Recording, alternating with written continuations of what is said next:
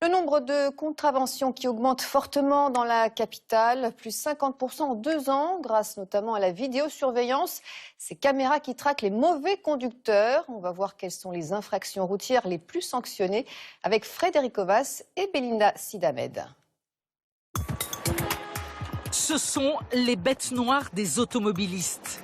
Ces caméras planquées sous les lampadaires, accrochées sur les bâtiments, qui verbalisent à distance. Car c'est un opérateur devant son écran qui déclenche le PV. Une méthode rapide, efficace, mais pas très appréciée. J'avais une voiture, mais je l'ai vendue. Il y a de plus en plus de radars, de mobiles, donc c'est un peu difficile. On peut rien dire de négatif, forcément, c'est pour notre sécurité dans tous les cas.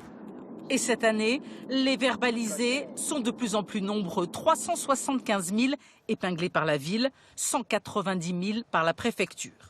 Pour la Fédération des motards en colère, les deux roues n'ont pas beaucoup d'autres solutions. On a de plus en plus de mal à se faufiler. Alors qu'est-ce qui se passe lorsque on est bloqué dans les bouchons et qu'à notre droite, par exemple, il y a des voies vélos qui sont vides? Forcément, le motard, lui, il va être tenté, ou le scooteriste va être tenté de prendre cette voie vélo. On ne dit pas que c'est bien, on dit qu'il y a un problème d'infrastructure.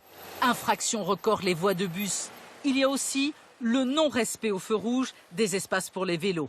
Attention également au sens interdit doté de caméras. Des verbalisations tout à fait légales pour cet avocat spécialisé. Dès lors qu'il y a un agent assermenté qui constate l'infraction à travers les yeux de la caméra, eh bien, il les constate de la même manière que s'il avait constaté à travers ses propres yeux cette infraction. Donc il n'y a pas de problème de légalité. Par contre, c'est très facilement contestable parce que la vidéo-verbalisation n'identifie jamais un conducteur. Pour la mairie de Paris, verbalisation rime avec sécurité. Le produit des amendes est encaissé par l'État.